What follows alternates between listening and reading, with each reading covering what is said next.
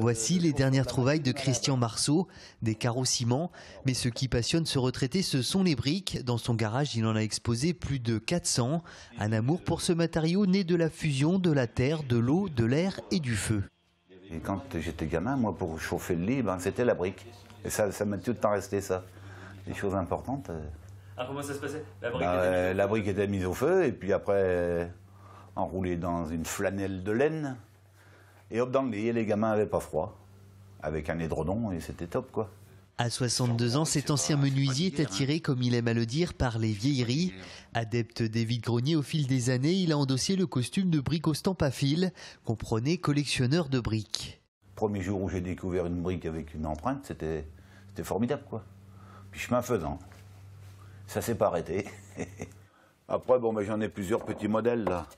La brique apparaît entre le 7e et le 8e millénaire avant Jésus-Christ dans la région du Tigre et de l'Euphrate, et les premières maisons sont découvertes en Mésopotamie. Au 19e siècle, la Vendée compte un nombre incalculable de briqueteries et de tuileries, comme le relate ce document qui concerne le canton de Saint-Fulgent. 1882, on avait 17 tuileries, 4 fours à chaud et 8 poteries. À Saint-Fulgent, il y avait 4 tuileries.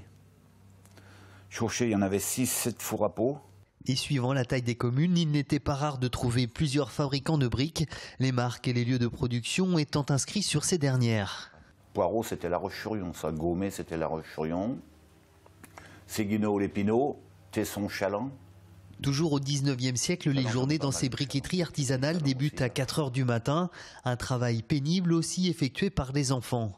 La loi de 1841, loi sur l'instruction publique, indique qu'un enfant de 8 à 12 ans peut travailler 8 heures par jour, entrecoupé d'un temps de repos. C'était de la folie, quoi, les pauvres gamins. Mais c'était comme ça, ils n'avaient pas le temps de rester à rien faire. Boudée à la fin du XXe siècle au profit du bloc de béton, la brique aujourd'hui refait son apparition sur les chantiers. Elle n'a plus la même forme que celle que collectionne Christian, mais en 15 ans, son utilisation est passée de 4 à 20% sur le marché de la construction neuve.